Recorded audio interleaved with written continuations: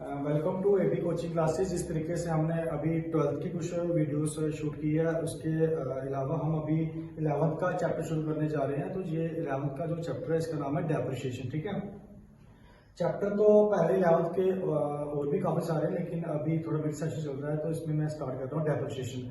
तो पहले मैं आपको इसको इंट्रो देता हूँ, व्हाट इज डेप्रिसिएशन।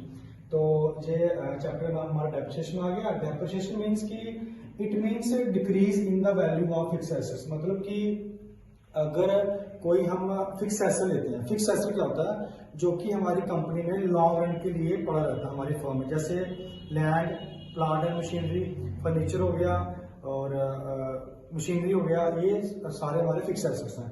तो अगर हम कोई फिक्स एसेट परचेज करते हैं, अगर उसकी वैल्यू डिक्रीज होती है फ्यूचर में, दैट मीन्स डेप्रिसिएशन। डेप्रिसिएशन की वैल्यू का कम होना। सपोज करो हमने 1 लाख की मशीनरी ली है, 1 लाख के लिए मशीनरी, ठीक है। तो अगर हम उसको 2 ईयर यूज करते हैं, 2 साल तक हम उसको यूज करते हैं, तो अगर हम 2 साल तक यूज करते हैं, तो अगर हम उसको 2 साल के बाद सेल करते हैं या उसकी वैल्यू चेक करते हैं, तो वैल्यू रह जाएगी 1,80,000। मीन्स की जो 20,000 हमारी वैल्यू कम हुई है, दैट इज डेप्रिसिएशन। ठीक है, तो डेप्रिसिएशन लगता है आपको क्लियर हो गया होगा। ठीक है, तो अगर डेप्रिसिएशन निकालने के मेथड जो है हमारे पास वो रहेगा, जैसे अगर आपने डेप्रिसिएशन अमाउंट निकालना है, depreciation amount is equal to cost minus scrap value upon life. ठीक है, तो डेप्रिसिएशन निकालने का बड़ा आसान सा मेथड है। इसमें कॉस्ट मतलब कितने का खरीदा था आपने, कितना खरीदा था ये लिखा हुआ है, तो 1 लाख आ गया। 1 लाख का आपने जो मशीनरी खरीदी थी, minus scrap value. Scrap value means की कितनी वैल्यू रह जाएगी 2 साल के बाद या 4 साल के बाद।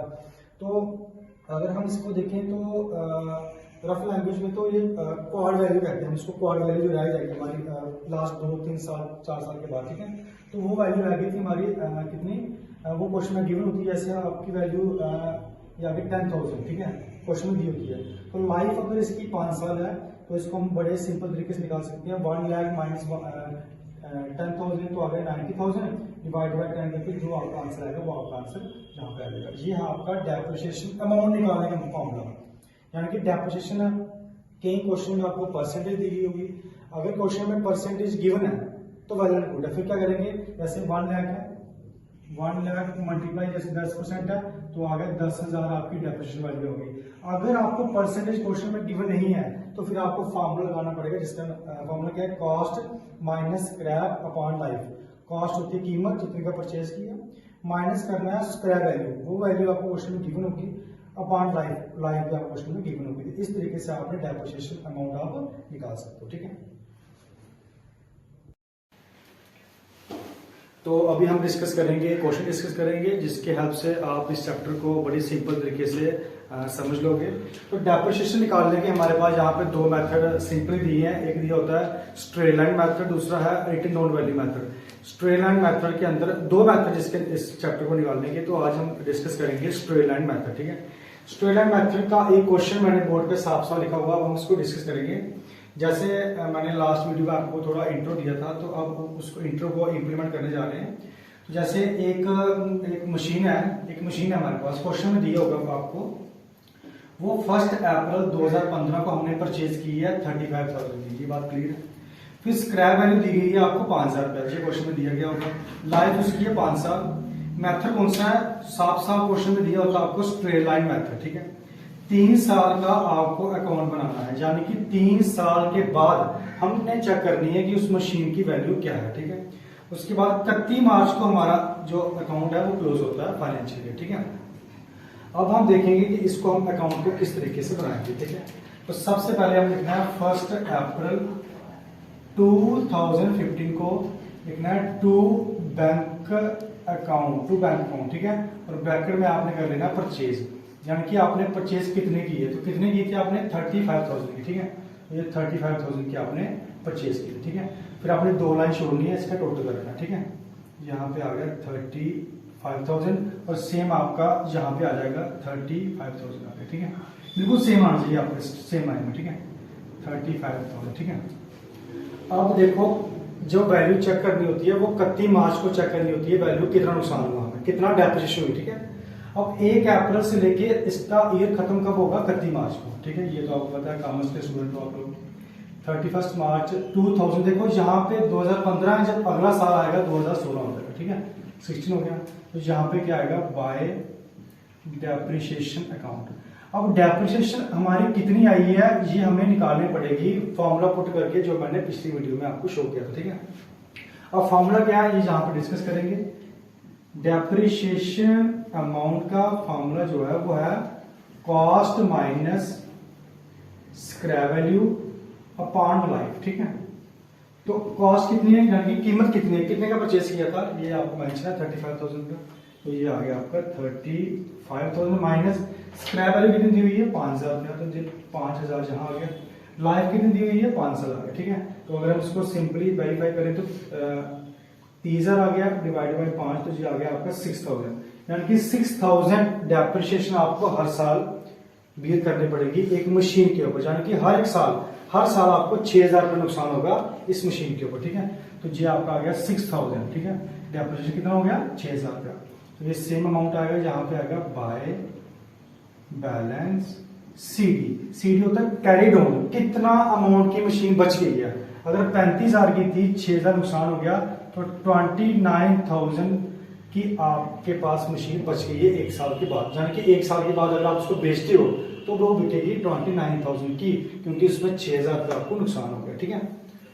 देखो उसने बोला आपको कि 3 साल का बनाना है, अब बना हमारा 1 साल का, यानी कि ये हो गया आपका 1 साल, ठीक है। यहाँ पे 2 साल होंगे, यहाँ पे आपको 3 साल हो जाएंगे, ठीक है। नेक्स्ट कैसे करना है, 31 मार्च को, उसके बाद क्या आएगा यहाँ पे 1 अप्रैल 2016 आ गया। अगर यहाँ पे क्या है बाय बैलेंस सीडी है ना, तो यहाँ पे आता है टू बैलेंस बीडी मतलब ब्रॉड डाउन। पिछली जो अमाउंट था उसको हम लेके आ रहे हैं, कितना अमाउंट था वो ये आ गया आपका 29,000, क्लियर है। फिर 2 लाइन छोड़ो, टोटल कर दो इसका, 29,000 आ गया, और यहाँ पे भी आ गया 29,000 आ गया, ठीक है। फिर दोबारा इसका साल कब खत्म होगा, 31 मार्च 16 है ना, 2016 जहां क्या आ जाएगा 2017 आ जाएगा, ठीक है।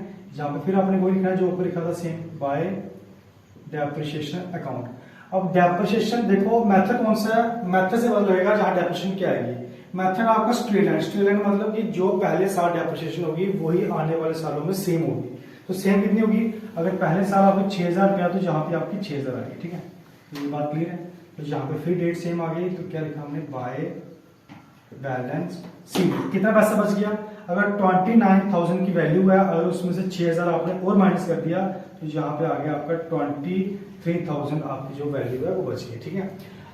ये बढ़ गया हमारा 2 साल का। 2 साल के बाद हमारी मशीन की वैल्यू कितनी रह गई है 23,000। अब हम बनाएंगे अगले साल, यानी कि 3rd साल का। तो अगला साल क्या आ गया यहाँ पे 1 अप्रैल 2017। जिस तरीके से जहां बाय बैलेंस सीडी था और जहां क्या आ जाएगा टू बैलेंस बीडी। तो कितना अमाउंट आएगा, वही अमाउंट जो बचा था वही आपका अमाउंट जहां से कितना आ जाएगा 23,000। तो फिर 2 लाइन छोड़ के टोटल करना है, 23,000 आ गया, और जहां पे कितना आ गया 23,000 आ गया, ठीक है। फिर जहां पे साल कब खत्म होगा, अगर 1 अप्रैल जहां कब खत्म होगा 31 मार्च 2018, ठीक है। फिर जहां पे क्या आएगा बाय डेप्रिसिएशन अकाउंट। अच्छा कितना अमाउंट आएगा, जो हर साल होते आ रहा है, कितना मतलब 6,000 रुपया, तो 6,000 आपका यहाँ आ गया। फिर देखते हैं इसकी वैल्यू कितनी रह गई है इस साल, ठीक है। बाय बैलेंस सीडी तो कितनी वैल्यू रह गई है, अगर 23,000 की मशीन थी, 6,000 रुपया और नुकसान हो गया, तो यहाँ पे आ गया आपका 17,000। इसका मतलब ये हो गया हमारा 3 साल का अकाउंट बन के तैयार हो गया, यानी कि 1 साल हो गया, 2 साल, 3 साल। मशीन ने परचेज की थी 35,000 की, 3 साल हमें नुकसान हुआ। देखो पहले साल हमें नुकसान हुआ 6,000 रुपया, फिर दूसरे साल नुकसान हुआ 6,000, फिर 6,000 हुआ। अब हमारी जो मशीन है वो कितने की रह गई है 17,000 रुपये की, यानी कि 17,000 रुपीज की हमारी वैल्यू की मशीन रह गई है आफ्टर 3 ईयर, ठीक है। तो ये आपका जो आंसर है वो आ गया 17,000, ठीक है। ओके।